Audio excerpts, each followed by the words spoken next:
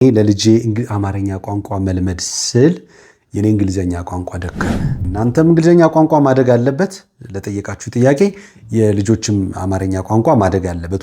ሰላም እንዴት ናችሁ? የሲምፕል እንግሊሽ ዊዝ ገሬ ቤተሰቦች ዛሬ ገሬን ይዘንላችሁ መጠናል። ገሬን በተለየ ፕላትፎርም ኢንተርቪው ልናደርገው ነው። የኛን የራሳችሁንም ጥያቄዎች ከዩቲዩብ ኮሜንቶች ሰብስበን የመጣ ነው። የመጀመሪያው ጥያቄያችን የሚሆነው ስለ ገሬ እንወቅና እንቀጥላለን። በጣም አመሰግናለሁኝ እድል ስለሰጣችሁኝ። ያው እንደ ስታፍ አብረን እንደምንሰራ የስራ ባልደረቦች ቀደም ሲል ብዙ ጊዜ ቀጠሮ ይዘን ነበር እንደዚህ አይነት ኢንተርቪው ለማድረግ፣ ግን ያው ጊዜ ስላልነበረን የቀረጻ ጊዜ ቲክቶክ ላይቭ የማስተናገድ በጣም በርካታ ተማሪዎችን ከሀገር ውስጥና ውጭ የማስተናገድ እድሉ ስላለ እንዲሁም በሀገር ውስጥ ላይ በተለይ በጣም ብዙ ተማሪዎች ስላሉን ቢዚ ስለሆንን ስላዘገየሁባችሁ በጣም ይቅርታ ለማለት ፈልጌ ነው። ከዛ ውጭ ስለራሴ ለመናገር ያው ገሬ ይባላለሁኝ። የእንግሊዘኛ ቋንቋ አስተማሪ ነኝ። ያው ላለፉት 14 ዓመት እንግሊዘኛ ቋንቋን በማስተማር ቆይቻለሁ። በመካከል ደግሞ 6 የሚሆኑ የእንግሊዘኛ ቋንቋ የማስተማሪያ መጽሐፍቶችን አዘጋጅቻለሁ። ስፖክኒንግ effective spoken English, the Ford spoken English, the best spoken English, perfect spoken English እና ሌሎችም ለጊዜው ስማቸው ይጠፋብኛል። እነሱን በማዘጋጀትና እንዲሁም የመምህራንን የእንግሊዘኛ ቋንቋ ስልጠና በመስጠት ረጅም ጊዜ አሳልፌያለሁ። እዚሁ አዲስ አበባም ከክልል ከተሞች ጋርም ስልጠናን በመስጠት ቆይቻለሁ። አሁን ላይ ደግሞ በዩቲዩብ በሲምፕል እንግሊሽ ዊዝ ገሬ ዩቲዩብ ቻናል፣ እንዲሁም ደግሞ በቲክቶክ ሲምፕል እንግሊሽ ዊዝ ገሬ ዩቲዩብ ቻናል፣ ቴሌግራምም ሲምፕል እንግሊሽ ዊዝ ገሬ የሚል አለን። ቲክቶክ አካውንት አለን። በፌስቡክ ዳላስ የቋንቋዎች ማሰልጠኛ ተቋም በሚል በማስተማር እገኛለሁ ማለት ነው። በጣም ደስ ብሎኝ ወድጄው ነው የምሰራው እንግሊዘኛ ቋንቋ ማስተማር። በተለይ ደግሞ የሰውን ፍላጎት ለማርካት ሰው ጥያቄ ይዞ ነው የሚመጣው። እንግሊዘኛ ቋንቋን በእውነት ዳገት ከምንለው በላይ ሆኖበት በጣም ስትራግል እያደረገ ያለን ሰው ለማገዝ እድሉን በመፍጠር አሁን ብዙዎችን እያሰለጠንን ያለ ነው። እንግዲህ በስልጠናችን ፈጣን ለውጥ የሚያመጡ ሰዎች አሉ። በጣም ዘጌት ያለ ለውጥ የሚያመጡ ሰዎች አሉ። በደንብ ዴዲኬትድ ሆነው ትኩረት ሰጠው የሰጠናቸው ነገር በደንብ ተከታትለው የሚሰለጥኑ ሰዎች ፈጣን ለውጥ የሚያመጡ አሉ። ደግሞ በጣም ቸልተኛ ሆነው ወጣ ገባ እያሉ የሚማሩ ሰዎች ደግሞ በምንፈልገው ደረጃ ለውጥ አይመጣም። ግን ኦብቪየስሊ ለውጥ አለ፣ ግዴታ ነው፣ ለውጥ ይኖራል። ይህን በማድረግ እገኛለሁ። ባጭሩ ስለኔ ይህን ነው ማለት መናገር የምችለው። ከኔ ጋር ደግሞ 11 እና 12 በላይ የሆኑ ሰራተኞች አሉ እና አሁን በማስተማር ላይ ያሉ አጠቃላይ ደግሞ ያስተዳደር ሰራተኞችን ጨምሮ ወደ 18 እንሆናለን። በአጠቃላይ 18 19 ስለ እኔና ስለ ድርጅቱ ነው መናገር የምችለው። እሺ፣ እናመሰግናለን በጣም ገሬ። መቼ ነው እንግሊዘኛ መናገር የጀመርከው? እንዴት ስኪልን ሳዳበርከው? የእንግሊዘኛ ቋንቋውን ለብዙዎቻችን ቻሌንጅ ሆኖ የምንጠቅሰው ነው እና እንዴት ነው አንተ የእንግሊዘኛ ቋንቋውን ያዳበርከው? እንግሊዘኛ ቋንቋን እኔ አሁን በመማር ብቻ ነው ያዳበርኩት ብዬ ማስበው አይደለም። የመጀመሪያው ነገር ለራሴ እኔ ነኝ አስተማሪው። ለእንግሊዘኛ ቋንቋ እድገት መሻሻል ላይ እኔ አይ ቶት ማይሰልፍ ብዬ ነው የማስበው። ራሴን ያስተማርኩ ብዬ አስባለሁ እና ላይክ 5ኛ 6ኛ ክፍል ጀምሮ ባለው ጊዜ ያው የውጭ ሀገር ዜጎች ጋር የመገናኘት እድሉ ስለነበረ እነሱ ጋር እናወራለን፣ እነሱ ያስተምሩናል፣ ያርማሉ ምናምን። ያደኩበት አካባቢ ደግሞ ለዛ በጣም ከፍተኛ ተጋላጭ ስለሆነ ያድል ጥሩ እንትን ፈጥሮልኛል እና ለማውራት ድፍረቱን ከዛ ጊዜ ጀምሮ አስታውሳለሁ። ምንም ችግር የለብንም፣ የምናውቀውን ለማውራት አንፈራም። ብዙ ሰውን የሚቸገረው የሚያውቀውን ነገር ማውራት አይደለ? ከዛ አንጻር እኔ የማውቀውን ነገር ለማውራት ያወቅኩትን ነገር ለመጠቀም ከዛ ጊዜ ጀምሮ ማለት 6ኛ ክፍል 5ኛ ክፍል እንደዛ አጋማሽ አካባቢ ጀምሮ የማውራት እድሉ አለ። በደንብ አልቸገርም ለማለት ነው እና ከዛ ጊዜ ጀምሮ እስከማስታውሰው ድረስ ጥሩ ማውራት እችላለሁ። የምፈልገው መልእክት ማስተላለፍ እችላለሁ። እንደውም አንዳንዴ በጣም ስትራግል የሚያደርገኝ የነበረ ፕሮናንሲዬሽን ነበር። ሲናገሩ የተለያዩ አገር ዜጎች ስለሆነ የምናገኘው ሲናገሩ እነሱን አዳምጦ መረዳት እንትኑ ትንሽ እጥረቱ ነበረ። በጊዜ ሂደት ግን ላይክ 10ኛ ክፍል እንደዛ አይነት ነገር ስንደርስ እኔ አሜሪካን እንግሊሽ የሚያወራ ሰው ብሪቲሽ እንግሊሽ ሲያወራ፣ ኢሮፒያንስ ጣሊያንኛ የሚያወራ ሰው እንግሊዝኛ ሲያወራ፣ ፈረንሳይኛ ቋንቋ የሚያወራ ሰው እንግሊዝኛ ሲያወራ ማን እንደሆነ አውቀዋለሁ።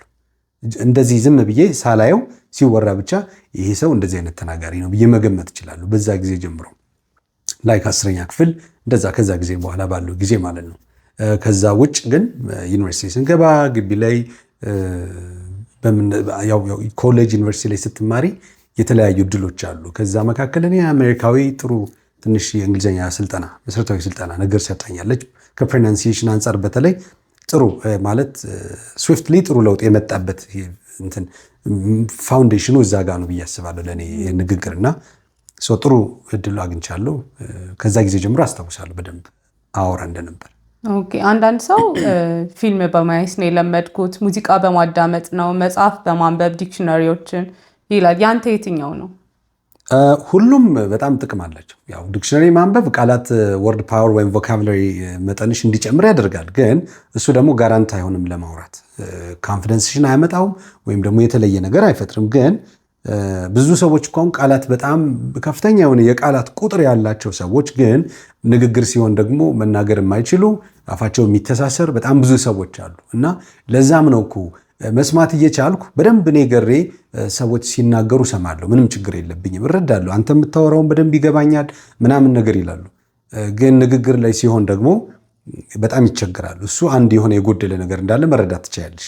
ምክንያቱም አንቺም እንደምታውቂው እኛ ጋር የሚመጡ ተማሪዎች የሚጠይቁት ጥያቄ መሰረታዊ ክፍተት ብለው የሚያነሱት አንደኛው መስማት እየቻልኩ መናገር አቃተኝ ነው። ለዚህ ደግሞ ዋነኛው ችግር ምንድን ነው? መስማታችን ሁሌም ከልጅነት ጀምሮ የኤክስፖዠሩ ስላለን እናዳምጣለን። በሬዲዮም ፕሮግራም፣ በሙዚቃም የእንግሊዝኛ ሙዚቃ፣ የእንግሊዝኛ ፊልም የመስማቱ እድል ከፍተኛ ነው። በዜናም ኢቭን ብዙ ነገር እንሰማለን እና ነገር ግን ጆሮአችን የለመደውን ያክል ምላሳችን ደግሞ ለመናገር አልለመደም። ሪሰፕቲቭ ስኪል ላይ ጥሩ እንሆናለን፣ ፕሮዳክሽን ላይ ደግሞ ፕሮዳክቲቭ ስኪላችን በጣም ፑር ይሆናል ማለት ነው። ስለዚህ የፕራክቲስ ጉዳይ ነው። ማዳመጥ የሚፈልግ ሰው፣ ጥሩ አዳማጭ መሆን የሚፈልግ ሰው በደንብ ማድመጥ ይኖርበታል። ጥሩ ተናጋሪ መሆን የሚፈልግ ሰው ደግሞ ጥሩ መናገር ይጠበቅበታል ማለት ነው። ስለዚህ በመናገር ያንን ለውጥ ማምጣት እንችላለን ማለት ነው። ሰው እንደየግለሰቡ የተለያየ አፕሮች ይኖራል። በእርግጥ የተለያየ ፍላጎት ይኖረናል። ስለዚህ እንደኔ የማዳመጥ ኤክስፖዠርም ሊኖረን ይገባል፣ የመናገርም ኤክስፖዠር ሊኖረን ይገባል። ሞር ደግሞ በመናገር ጥሩ ማዳበር እንችላለን። እኔ ደግሞ ስላስተማርኩ በጣም ብዙ ተምሬያለሁ።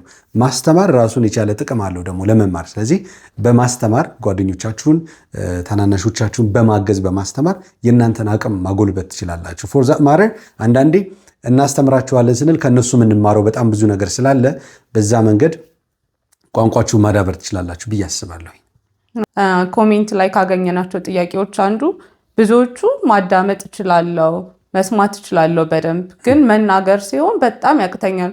ቃሎችን ራሱ ብዙ ቃላት ተንትኜ መናገር እችላለሁ፣ ልክ ገጣጥሞ ሴንቴንስ ማድረግ ላይ ሲመጣ ግን በጣም ይቸገራሉ ይላሉ። እንዴት ነው አሁን ፕሮዳክቲቭ ስኪላቸውን ማሳደግ የሚለውን ትንሽ ነግረን ብታልፍ ደስ ይለኛል። ኦኬ ፕሮዳክቲቭ ስኪልስ የምንላቸው በመሰረቱ ደግሜ ካሁን በፊትም ቪዲዮ ላይ ተናግሬዋለሁ። አራቱም የእንግሊዝኛ ቋንቋ ክህሎቶች አሉ። ስፒኪንግ፣ ራይቲንግ፣ ሪዲንግ እና ሊስኒንግ ናቸው። እነኚህ ስፒኪንግ እና ራይቲንግ የምንላቸው ከኛ የሚወጡ ናቸው። ከኛ ወጣው እኛ መልእክት ማስተላለፍ፣ የቋንቋ ዓላማው መልእክት ማስተላለፍ ነው በመሰረቱ። ስለዚህ ሚዲየም ኦፍ ኮሚዩኒኬሽን የሚባለው ለዛ ነው። የመግባቢያ አንደኛው ቱል ነው። ስለዚህ እኔ መልእክት ለእናንተ ላስተላለፍ ስፈልግ በዚህ ቪዲዮ ላይ የሚመለከቱ ብዙ ሰዎች አሉ። ለእነኚህ ሰዎች አሁን በቃል መልእክት እያስተላለፍኩ ነው፣ ስፒኪንግ እንለዋለን። ይህንን ደግሞ በደብዳቤ መልኩ በቴክስት ሜሴጅ መልኩ ባዘጋጅና ብልክላቸው ራይቲንግ ነው የምንለው፣ እሱ ስኪሉ ማለት ነው። ስለዚህ ከኔ የወጡ ንግግሮች፣ ከኔ የወጡ ጽሁፎች ፕሮዳክቲቭ ስኪልስ ይባላሉ፣ ስፒኪንግ እና ራይቲንግ ማለት ነው። ከእናንተ በኩል ደግሞ የሚመጡትን ለእኔ በድምፅ የምትልኩልኝ ነገር ለእኔ በሊስኒንግ ነው የማደምጠው፣ በጽሁፍ የምትልኩትን ደግሞ በሪዲንግ ነው ማነብና ምረዳው። ስለዚህ ሊስኒንግ እና ሪዲንግ ደግሞ ሪሰፕቲቭ ስኪልስ እንላቸዋለን። ከስሙ እንደምትረዱት ፕሮዳክቲቭ ስኪልስ ማለት ፕሮዲውስ የምናደርጋቸው ናቸው፣ ከኛ የሚወጡ ናቸው እና ለመጻፍ ወይ ለመናገር የቃላት አቅም ያስፈልጋል። አረፍተ ነገር አቀናጅቶ ኮንስትራክት ለማድረግ ደግሞ ወይም በጣም ኢፌክቲቭ የሆነ አረፍተ ነገር ለመስራት ራሱን የቻለ ደግሞ አቀነጃጀት፣ የቋንቋው ስራ አወቃቀር ስርዓቱን በደንብ ማወቅ ይጠይቃል ማለት ነው።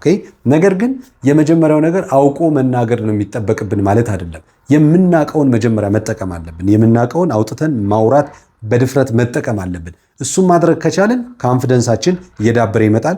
ከሰዎችም ደግሞ የምንማረው ነገር አለ። ስለዚህ ፕሮዳክቲቭ ስኪልስ እና ሪሰፕቲቭ ስኪልስን ለማዳበር ስፒኪንግን በደንብ ማዳበር የሚፈልግ ሰው አንድ ብቸኛ መፍትሄ ያለው በስፒኪንግ ነው። ሊስኒንግን ደግሞ በሊስኒንግ ነው። የማያዳምጥ ሰው፣ ፊልሞችን የማያዳምጥ ሰው፣ አንዳንድ ሞቲቬሽናል ስፒች የማያዳምጥ ሰው፣ ኒውስ ደግሞ በእንግሊዝኛ ቋንቋ የማያዳምጥ ሰው እንዴት ንግግር የማዳመጥ አቅሙ ሊዳብር ይችላል? በምንም ተአምር ሊዳብር አይችልም። የመገመት አቅማችን እየጨመረ እንዲመጣ ማዳመጥ ይጠበቅብናል ማለት ነው። ኦኬ። ስለዚህ አዳፕት ማድረግ አንዳንዶቻችሁ አይ ነው ማዳመጥ እፈልጋለሁ ግን ስለማይገባኝ ምን ያደርግልኛል ብዬ ማዳመጥ አልፈልግም የሚሉ ልጆች አሉ። ይሄ ምንድነው እንግዲህ ጥሩ ምሳሌ ልንገራችሁ። አዳፕቴሽን አለ በመላመድ የማይገባችሁን ነገር በተደጋጋሚ ነገር ስትሰሙት የመገመት አቅማችሁ እየጨመረ ይመጣል። ጥሩ አዳማጭ ማለት በነገራችሁ ላይ 100% የሚረዳ ማለት ላይሆን ይችላል። ሁልጊዜ 90% የመረዳት አቅም ካላችሁ ብዙ በማዳመጥ ብዙ ተጋላጭነት በመጨመር ለማዳመጥ የመረዳት አቅማችሁ 95% 98% እየጨመረ ይመጣል። ስለዚህ አንዳንድ ሰዎች አሁን ፊልም ሲያዩ 50% የሚረዱት አሉ። 50ውን በግምት ነው በመረዳት ማለት ነው። ኦኬ 60% የሚረዱ አሉ። 40ውን በመገመት ነው። 80% የሚረዱ ካሉ 20%ን በመገመት ነው። ስለዚህ ለማዳመጥ ክህሎት መሻሻል ማዳመጥ ራሱ ዋነኛው ቁልፍ ነገር ነው ማለት ነው። ለንግግር ደግሞ የንግግር ክህሎታችሁን ለማዳበር መጀመሪያ የምታውቁትን ቃል ተጠቀሙ። የምታውቁትን የእንግሊዝኛ ቋንቋ የንግግር አቅም አውጡት። እሱን አውሩ። ሳልችል አላወራም ወይም ደግሞ ስለምሳሳት ማውራት አልፈልግም የሚሉ ሰዎች በጣም ይበዛሉ እና እንደዚህ አይነት ሰዎች መቼ ይቀየራሉ? እርግጠኛ አይደለሁም መቀየራቸው ማለት ነው። ስለዚህ ጥሩ ለውጥ ማምጣት የሚፈልግ ሰው ካለ በየቀኑ በምታገኙት አጋጣሚ ወይም ደግሞ ስፒኪንግ ፓርትነርስ ካሏችሁ እንግሊዝኛ ቋንቋ የሚያናግሩ ጓደኞች ካሏችሁ ስለዚህ ጥሩ አዳማጭ ለመሆን የማዳመጥ ብቸኛው መፍትሄ ነው። ተናጋሪም ለመሆን እንደዛው ጥሩ የንግግር አቅም እንዲኖራችሁ ከፈለጋችሁ ፕራክቲስ ኤቭሪ ዴይ ማለት ነው። በየቀኑ ፕራክቲስ ማድረግ አለባችሁ። ምንድነው ፕራክቲስ የማደርገው ምንም ነገር እኮ አላቅም የምትሉ ከሆነ እኔ እርግጠኛ ነኝ የምታውቁት መሰረታዊ ነገር አለ። የምታውቁትን ነገር መጀመሪያ አውጡት። ከዛ በኋላ ያን አክቲቬት ታደርጉታላችሁ በደንብ። አሊያ የማንናገር ከሆነ ምን ይሆናል መሰለሽ? ማንናገር ከሆነ ኢቭን የምናውቀው ነገር ይጠፋል። አንዳንድ ተማሪዎቻችን ለመማረኛ ጋር ምዝገባ ሊፈጽሙ ሲመጡ ምንድነው የሚጠይቁን? በኦንላይንም ከሀገር ውጭ ያሉ ሰዎች ድሮ በጣም ጎበዝ ነበርኩ በፊት ላይ፣ አሁን ግን በቃ በጣም ደከምኩ፣ አልቻልኩም፣ ብዙ ነገር እየጠፋ የመጣ ምናምን ይላሉ። ምን ማለት መሰላችሁ? እሱ ፓሲቭ እየሆነ መጣ ማለት ነው።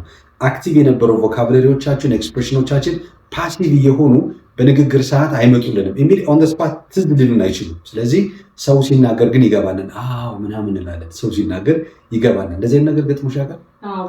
ብዙ ጊዜ ተማሪዎችም ያነሳሉ እንደዚህ። ስለዚህ እየሰማችሁ መናገር ካልቻላችሁ፣ ነገር ግን እንዲሁም ደግሞ እያወቃችሁት እናንተ ግን ቶሎ it's just on the tip of my tongue እንደምንለው አለዚህ ምላሴ ላይ ያለው ግን ሊወጣልኝ አልቻለም ምንለው ነገር አለ። ምክንያቱም ይሄ ምላሳችን አገጫችን እዚህ የንግግር ክፍል ለንግግር የሚያግዙን የአፍ ክፍሎቻችን በሙሉ ለእንግሊዝኛ ቋንቋ ቅርጹ ስለሚቀያየር ልምምድ የማናደርግበት ከሆነ በጣም እንቸገራለን ማለት ነው። ስለዚህ ፕራክቲስ ሜክስ ፐርፌክት ማለት ዝም ብሎ አባባል አይደለም። ሁሉም ክህሎት ፕሮዳክቲቭም ሪሰፕቲቭም ስኪሎች ልምምድ ይፈልጋሉ። በየጊዜው ልምምድ ማድረግ ይጠበቅብናል ማለት ነው። አሁን ደግሞ ከቪአይፒ ተማሪዎቻችን በጣም ብዙ ጊዜ የሚነሱትን ጥያቄዎች ነው ልጠይቅ የምፈልገው። ሁሉም ሲመጡ በሞራል ነው የሚመጡ። እኔ እንግሊዝኛ በደንብ መናገር ነው የምፈልገው ከተማርኩ በኋላ። በስንት ጊዜ ግን መናገር እችላለሁ? በደንብ ፍሉዌንት መሆን የምችለው በስንት ጊዜ ነው ይላሉ። ሁለተኛ ምን ላድርግ? ቀላሉ መንገድ ምንድን ነው? በፍጥነት መናገር እንድችል ምን ላድርግ ይላሉ። እና ይህንን ጥያቄ ለሚያነሱ ሰዎች ምን ትመልሳለህ? የመጀመሪያው ነገር በስንት ጊዜ ቋንቋ ይለመዳል የሚል ጥያቄ አለ እና እንደ ነጋዴ ማውራት ከፈለኩ እንደው ማስተማር እንደምታውቁት የንግድ ስራ ጉዳይ አይደለም።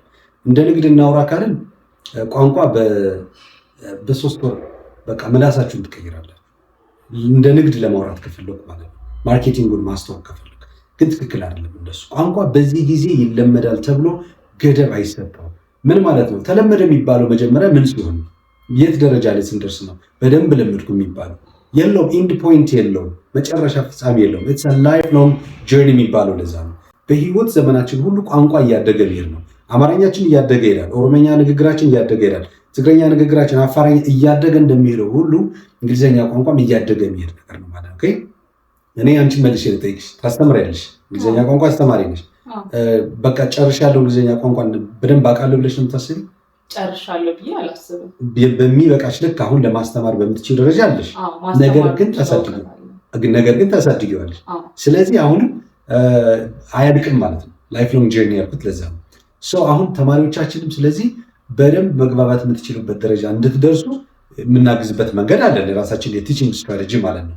ነገር ግን ዓላማችን የሚሆነው there is always next level እንደምንለው ሁሌም ኔክስት ሌቭል አለ። ቢጊነር የሆነ ተማሪ ወደ ምን ማድረግ ይችላል? ኢንተርሚዲየት። ከቢጊነር ወደ አድቫንስድ ቀጥታ መውሰድ ትችላለች ተማሪ? አይቻልም። ቢጊነር የነበረ ተማሪ ኢንተርሚዲየት ሌቭል ይደርሳል። ወይም A1 የነበረ ወደ A2፣ B1 የነበረ ወደ B2፣ ከB2 ወደ C1፣ ከC1 ወደ C2 እያደገ መምጣት ይችላል ማለት ነው። በዚህ መሰረት ነው ማሳደግ የምትችሉት። ሌላው ደግሞ ወደ ስልጠና ሲመጣ የትኛውን ክህሎት ነው ማዳበር የምትፈልጉት? ለምን ዓላማ ነው ስልጠናውን የምትወስዱት የሚለውን ለእኛ ብለን መነገር አለበት። ዓላማው አንዳንድ ሰው ለኢንተርናሽናል ኤግዛም ላይ TOEFL IELTS ምናምን ፈተናዎችን ዝግጅት ለማድረግ ነው የሚመጣ ብሎ ያስባል። አንዳንድ ሰው ደግሞ የተወሰነ ጊዜ የስፖዝ ቪዛ ወደ እንግሊዝ ሀገር A1 ታይፕ ኦፍ ቪዛ ለማግኘት ኢንተርቪው ይኖርባቸዋል። እዛ ኢንተርቪው የሚሆን ዝግጅት ይሆናል የሚፈልገው። ሌሎቻችሁ ደግሞ አንዳንዶቻችሁ ያው በዘመድ ምናምን ወደ ውጭ ሀገር የሚሄድ ዝግጅት ይኖራቸዋል፣ ለወርክ ላይፍ ማለት ነው። ስለዚህ ለዛም ይሆናል። እንዲሁም ደግሞ ሀገር ውስጥ ለኢንተርቪው ለጃፕ ኢንተርቪው ፕሮግራም ሊሆን ይችላል ስልጠናውን የምትወስዱት። እሱ ዓላማ ከታወቀ በኋላ ደረጃችሁ መለየት አለበት። መጀመሪያ ደረጃቸውን መለየት አለብን አይደለም? ደረጃቸውን ከለየም በኋላ በደረጃችሁ ገብታችሁ ነው ስልጠናውን የምትወስዱት። አንዳንዴ ምናልባት በግል ስልጠናው የምትወስዱ የምትፈልጉ ከሆነ ደግሞ ይሄ ሁሉ ከለየም በኋላ አስተማሪ ተመድቦላችሁ ለ3 ወር እናንተን ወደ ሆነ ደረጃ ማድረስ የሚችል ስልጠና ይሰጣል። ግን አብዛኛው እንደምታውቂው የሚሰጠው ስልጠና እንደምናውቀው የቃላት እጥረት ያለባችሁ ትኖራላችሁ። አረፍተ ነገር አያይዞ መናገር ትቸገራላችሁ። ኮንፊደንስ ክፍተት ይኖርባችኋል። በጣም ደግሞ እንደምናውቀው የምታውቁትን በአግባቡ ያለመጠቀም ችግር ስላለ እነዚህን ነገር አክቲቬት የሚያደርግ የላንጉጅ ሳይኮሎጂ ፓርትም አለው። እሱ ተጨምሮ ነው እንደምታውቂው አንቺም ስልጠናው የሚሰጠው። እስካሁን በጣም እግዚአብሔር ይመስገን ጥሩ ነው። ጊዜያችን በአግባቡ ነው የምንጠቀም። የኢንተርኔት አክሰስ ችግር ብዙ የለብንም። አስተማሪዎቻችን በጣም ዲስፕሊንድ ናቸው። ጥሩ ስልጠና እንሰጣለን። ሰው በዚህ መንገድ ስልጠና መውሰድ ይቻላል።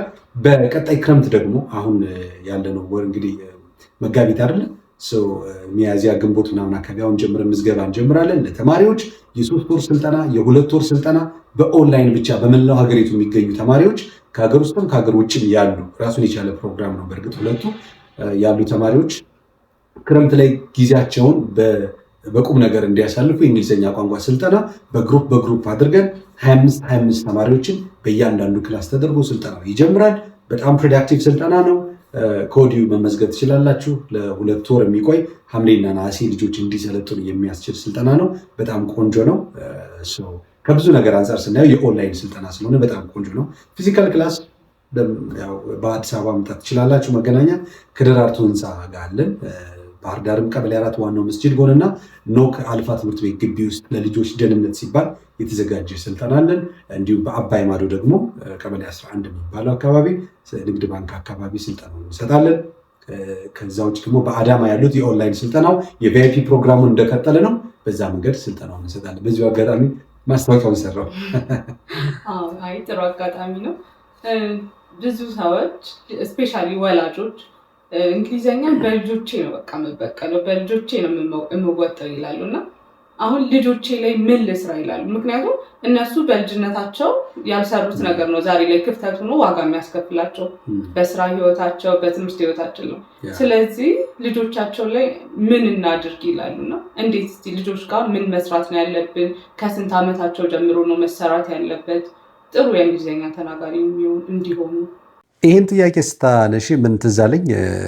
በዚህ ዓመት ብቻ በ2017 ወደ 32 የሚሆኑ ወላጆች ሴት ወላጆች ማለት ነው እናቶች ደውለው የጠየቁኝ ነገር ምንድን ነው? እኔ ለልጄ አማርኛ ቋንቋ መልመድ ስል የኔ እንግሊዝኛ ቋንቋ ደከመ፣ እንግሊዝኛ ቋንቋዬን ለማሻሻል ስል በልጄ ህይወት ላይ መጫወት አልፈልግም፣ ማንነቱ እንዲያጣ አልፈልግም በሚል ትንሽ ኮንትሮቨርሻል የሆነ ነገር አንስተውልኝ ነበር እና ትክክል ነው። ወላጆች በጣም ይጨነቃሉ ልጆቻቸው ቋንቋ እንዲያድግ ከልጅነት ጀምሮ ማሳደግ የልጆቻቸውን ቋንቋ አብሮ እንዲያድግ ማድረግ ይፈልጋሉ። ነገር ግን ምን ያስፈልጋል ብዬ አምናለሁኝ? የእናንተም እንግሊዝኛ ቋንቋ ማደግ አለበት ለጠየቃችሁ ጥያቄ፣ የልጆችም አማርኛ ቋንቋ ማደግ አለበት። ሁለቱም ማስኬድ ይቻላል ጎን ለጎን።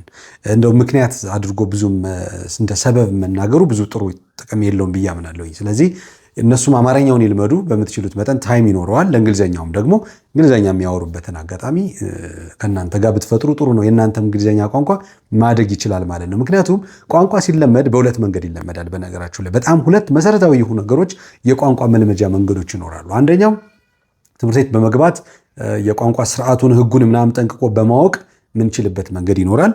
ሁለተኛው ደግሞ እንዲሁ ዝም ብሎ በማውራት ብቻ በኢሚቴሽን ኮፒ በማድረግ የሚናገሩትን ንግግር ኢኮይንግ የምንለው ሚሚኪንግ ያን በመጠቀም ብቻ ቋንቋችን አንድ ስቴፕ ሳይሆን በጣም በሚደንቅ ሁኔታ ሰፊ የሚባል ስቴፕ ውስጥ ማዳበር ይቻላል። ይሄ ምንም ድርድር የማያስፈልገው ነገር ነው። ስለዚህ አሁን ካላችሁበት ደረጃ ሪሊ ወደ ቀጣይ ደረጃ ቋንቋችሁ እንዲያድግ የምትፈልጉ ከሆነ ልጆቻችሁ ያግዟችሁ፣ እናንተም እነሱን አግዟቸው። ይሄ ለዲያስፖራ ኮሚዩኒቲ ነው። ሀገር ውስጥ ላሉ ወላጆች ደግሞ ያው የቋንቋ ትምህርት ቤት አክሰሶች አሉ። በአቅራቢያችሁ ያሉ የቋንቋ ትምህርት ቤቶች ላይ በመውሰድ ልጆቻችሁን የፕራክቲስ እድል የልምምድ እድል ማለት ነው እንዲያገኙ፣ እንዲሁም ደግሞ ኤክስፖዠሩ እንዲኖራቸው ፕሬዘንቴሽን አለ፣ ዲቤት አለ፣ ልጆች ጋር ዲያሎግ ኮንቨርሴሽን መስራት እድሉ አለ። ያን እንዲያደርጉ ብትሞክሩ አሪፍ ነው። ለምሳሌ አሁን በቀጣይ ክረምት ላይ ለኛ አሁንም አለን አክቹዋሊ በጋ ላይ አመቱን ሙሉ ነው የምንሰራው። መገናኛ ጋር ደራርቱ ህንፃ አጠገብ ሲቲ ሞል 4ኛ ፎቅ ላይ ቢመጡ በትልቁ ዳላስ የቋንቋዎች ማሰልጠኛ ተቋም ይላል። እኔን እዛ ታገኛላችሁ። ጥሩ ስልጠና እንዲወስዱ ማድረግ ትችላላችሁ። እኛም መስጠት እንችላለን ማለት ነው። ወደ ጠየቅሽ ጥያቄ ስመለስ ወላጆች ትኩረት መስጠት፣ ልጆችን ማዳመጥ፣ እንደገና ደግሞ የተመጠኑ ቀጥታ ዩቲዩብ ላይ ቀጥታ አትክፈቱላቸው፣ ቲክታክ አትስጧቸው። ነገር ግን የተመጠኑ ጊዜያት ያላቸው ቪዲዮዎችን እንዲያዩ የማድረግ እድሉ ቢኖራቸው ቆንጆ ነው። በማዳመጣቸው እንዲናገሩ ትልቅ እድል ያገኛሉ። ሞሮቨር ደግሞ ድፍረት ይኖራቸዋል። ከኛ የተሻለ ድፍረት ይኖራቸዋል። እሱ ዋናው ድፍረት ስለሆነ እሱን እንዲያመጡ ማድረግ ትችላላችሁ። ማንም አንድ ሰው ምናለን ቪአይፒ የምናስተምረው ሰው በጣም ደፋር ነው። በጣም ደፋርና በጣም የሚደንቀኝ ምሳሌ አድርጌ የምናገረው ሰው ነውና እኔ እንግሊዘኛ ቋንቋን ቆጥሮ ያስረከበኝ የለኝ። ምን አገባኝ እኔ ብሳሳት፣ አይገርምሽም? ማንም ቆጥሮ ያስረከበኝ የለም። በደንብ አወራለሁ። ብሳሳትም የራሱ ጉዳይ፣ ልማር አይደል እንደ የመጣሁት ብሎ በዚህ ድፍረት ደረጃ የሚናገር ሰው አለ። እንዲህ አይነት ሰው ነው የሚያስፈልገው። ፍርሃት አያስፈልግም። በዙሪያችሁ በኔጌቲቭ ኤነርጂ የተሞሉ ሰዎች እናንተን ዲስከሬጅ የሚያደርጉ እንግሊዘኛ ስታወሩ በቅናት የሚቃጠሉ ግን እናንተ ስትናገሩ በጣም የሚናደዱባቸው አይነት ሰዎች ጋር እንግሊዘኛን የሚመለከት ወሬ አያስፈልግም። ወይም ከነዚህ አይነት ሰዎች ጋር መራቅም ጥሩ ነው ብዬ አምናለሁ። ስለዚህ በኔጌቲቭ የሚሞሉ ሰዎችን እናንተን ወደፊት የማይገፉ ሰዎች ወይም ደግሞ ሞቲቫችሁን የሚገሉ አይነት ሰዎች አያስፈልጉም ብዬ አምናለሁኝ። በዚህ መንገድ ፕራክቲስ ቢደረግ አሪፍ ነው። አንዳንዴም ታስታውሻለች ክላስ ውስጥ ከሚመጡ ዳይቨርሲፋይድ የሆኑ ተማሪዎች ውስጥ ሞራል የሌለው በቃ እንደው ተገፍቶ የሚመጣለ ግዴታ ሂድ ተብሎ ወይም የግድ ሆኖበት የሚመጣለ። እንዲህ አይነትን ሰው ካላነቃቃችሁት፣ ካላነሳሳችሁት፣ ሞራሉን ካልገነባችሁለት አይደለም የራሱን ለውጥ የሰውን ለውጥ ሁሉ ኔጌቲቭ ተጽዕኖ የሚያሳድር ሰው ስላለ ጥንቃቄ ይጠይቃል ማለት ነው። ምክንያቱም ቋንቋ እውቀት አይደለም፣ ክህሎቱን ነው የምናስተምራችሁ። ለመግባባት በሚያስችላችሁ ደረጃ እንግሊዘኛን እንድታውቁ ነው የምናደርጋችሁና በዛ መንገድ እንድታስቡት ነው። ትንሽ የስነ ልቦና ዝግጅትም ይጠይቃል። እናካብዳለን። በጣም ነው የምታካብዱት። ባይዘው እንደው ሚስ በዚሁ አጋጣሚ ልናገር፣ በጣም ብዙ ተማሪ ያካብዳል። የቋንቋ ተማሪ ፕሮፌሰርም ሆንክ ዶክተርም ሆንክ ኢንጂነርም whatever you are in የትኛውም ፕሮፌሽን ላይ ሁን፣ የትኛውም አካዳሚክ ኳሊፊኬሽን ላይ ሁኑ፣ አንድ ስቴፕ ወደፊት ማድረግ ይችላል ቋንቋችሁ። ነገር ግን እሱን ለማድረግ ስትፈልጉ አታካብዱት። ቋንቋ መግባቢያ ነው። በቃ እንግባባበት፣ እናውራ። ሌላ ምንም የተለየ የለም። አንዳንድ ሰው ለመናገር እንለማመድ ብሎ ፕሮግራም አውጥቶ ሰዎች ጋር ሲገናኝ መድፍ ካልተተኮሰልኝ ከ1 እስከ 3 ይቆጠረ ጀምር፣ በቃ 1 2 3 አልገጠመሽ? እንደዚህ አይነት ሰዎች አያስፈልግም። ይሄ ነገር በድፍረት ማውራት፣ ወደፊት መሄድ ነው የሚጠበቀው። ይህን ነው ማለት የምችለው። ሚስ እሺ፣ ሌላኛው ጥያቄያችን ብዙ ሰው የቃላት እጥረት ይኖርበታል። መናገር ይፈልግና ቃላት ያጥሩታል። ቃላት ደግሞ ሲያውቅ ምን ይሆናል? ሴንቴንስ ማድረግ እስፔሻሊ ቴንስ ላይ በጣም ብዙ ክፍተት ይታያል። አሁን በልቻለሁ ለማለት፣ እየበላሁ ነው ለማለት፣ ልበላ ነው ለማለት በጣም ኮንፊውዝ ይሆናል ሰው፣ የቴንስ ችግር ማለት ነው። ስለዚህ እስቲ ትንሽ ምክር ብትሰጠን እዚህ ጋር እንዴት አድርገው ቃላትን ያስተካክሉ፣ የቃላት እውቀታቸውን ያሳድጉ። ሁለተኛ ደግሞ ቴንስ ላይ ክፍተታቸው እንዴት ያስተካክሉ። ይሄ ለጀማሪዎች ምናልባት ሊሆን ይችላል ብዬ አስባለሁ። ጀማሪዎች እንግዲህ ያው ለእናንተ በሚሆን መንገድ ለመግለጽ ያክል ቴንስ እና ሴንተንስን መለየት ያስፈልጋል። ሴንተንስ ማለት አረፍተ ነገሩ ነው። ኦኬ ሳብጀክት ቨርብ ኦብጀክት ተቀናጅተው የሚሰጠው አረፍተ ነገር ነው። ኦኬ ቴንስ ማለት ደግሞ ያ መልእክት በዛ አረፍተ ነገር ውስጥ የሚተላለፈው መልእክት መቼ እንደተፈጸመ ድርጊቱ ለማስተላለፍ የምንጠቀምበት ነው። ስለዚህ ቴንስ እና ሰንተንስን መለየት ያስፈልጋል። ከዛ ውጭ ደግሞ ሰንተንስን ከለያችሁ ሳብጀክት የሆነውን ቨርቡን ዋናው መልእክት የሚያስተላልፈውን ኦብጀክቱን ከለያችሁ ከዛ ይሄ መልእክት በምን መንገድ መተላለፍ ይችላል ከጊዜ አንጻር ስላለፈ ላድርገው፣ ስለአሁን ላድርገው፣ ስለወደፊት ላድርገው የሚለውን መልእክት ለማስተላለፍ ቴንስን ማወቅ ይኖርባቸዋል። ምክንያቱም ቴንስ ማለት ታይም ነው አይደለም? ታይሙን ነው የሚገልጽልን። ስለዚህ አይ ቲንክ ሰንተንስን ለይታችሁ ወደ ቴንስ ከዛ በኋላ ደግሞ እዛ ሰንተንስ ውስጥ እያንዳንዱ ኤሌመንት እያንዳንዱ ፓርትስ ኦፍ ሰንተንስ ምንድን ነው የሚያስተላልፈው የሚለውን መለየት። አርቲክል ይኖረዋል፣ አድጀክቲቮች፣ አድቨርብ፣ ፓርትስ ኦፍ ስፒች ምንላቸዋል የንግግር ክፍሎች፣ እነሱን በደንብ መለየት ትችላላችሁ። ለዚህ ደግሞ ሰርተናል አይደል ቪዲዮ ካሁን በፊት የአንድ 6-7 ፓርቶች ሰርተናል የኮሚኒኬቲቭ ግራመር ላይ። እሱ ወደኋላ ሄዳችሁ ብታዩ ደግሞ በደንብ ትጠቀማላችሁ። እንደው ከኢንተርቪው አንጻር እንደዚህ ነው ልልሽ የምችለው። ኦኬ እሺ፣ አሁን ክረምት እየደረሰ ነው። ብዙ ሰዎች ክረምት ላይ ክፍተቴን እሞላለሁ፣ ስፔሻሊ ተማሪዎች ክረምት ላይ ባላቸው የእረፍት ጊዜ ራሳቸው ጋር መስራት ይፈልጋሉ የቋንቋ ችሎታቸው ጋር። አሁን እንደ ተቋም ምን አይነት ዝግጅት ላይ ናችሁ? እስቲ ይሄንን ትንሽ መረጃ ብትሰጠን። አሁን በጣም መሰረታዊ ጥያቄ አመጣሽልኝ። ለእኔም ስለሚጠቅም ማስታወቂያውን እሰራለሁ በዚህ አጋጣሚ ማለት ነው። ሰው ምንድነው ለክረምት ልዩ ዝግጅት አድርገናል። የንግግር ቋንቋ ክህሎታችሁን ለማዳበር በእርግጠኝነት ጥሩ አንድ ስቴፕ ከፍ ለማድረግ በአካል የሚችል ሰው አዲስ አበባና ባህር ዳር አዳማ እንገኛለን። የማይችል ሰው በአካል ደግሞ በኦንላይን የትም የሀገራችን ክፍል ሆናችሁ ቀደም ሲል እንደነገርኳችሁ ስልጠናውን መውሰድ ትችላላችሁ። አሁን ከ90 በላይ ተማሪዎችን ለሙከራ ያክል ስልጠናውን እየሰጠናቸው ነው ያለው ለ3 ወር። ጥሩ አካሄድ እየሄድን ያለ ነው። ብዙ የሚስተካከሉ ነገሮች ደግሞ አሉን። ስለዚህ በግሩፕ 25 ተማሪዎችን መድበን ለ3 ወር ስልጠና የሚሰጥበት ፕሮግራም አለ። እሱን ከፈለጋችሁ ያው በስልክ ቁጥራችን መደወል ነው ከእናንተ የሚጠበቀው። ከወዲሁ ፕሮግራም ማስያዝ ትችላላችሁ ማለት ነው። አሊያ ደግሞ ካልተቻለ በቪአይፒ ፕሮግራም ለክረምትም ይሁን ለበጋ ያው እኛ 24 ሰዓት ነው የምንሰራው፣ ሆል ይር ነው የምንሰራው።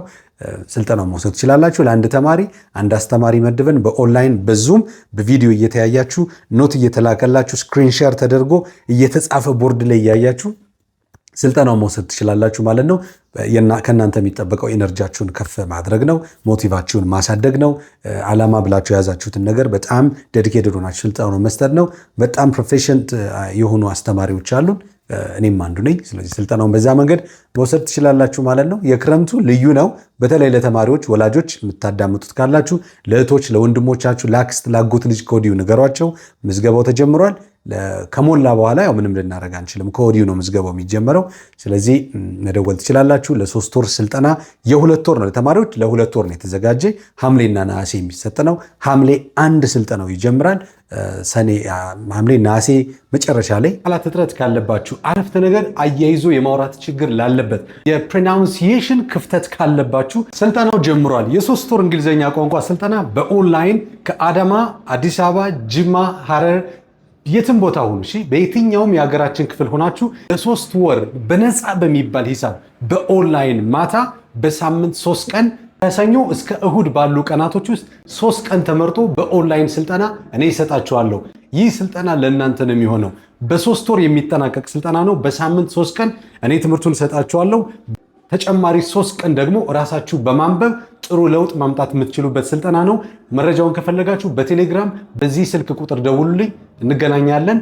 ስልጠናውን እንጀምራለን። ከዚህ ጊዜ በኋላ እንግሊዝኛ ቋንቋን አድናቂ ብቻ አትሆንም እሺ፣ እናንተም ተናጋሪ ትሆናላችሁ።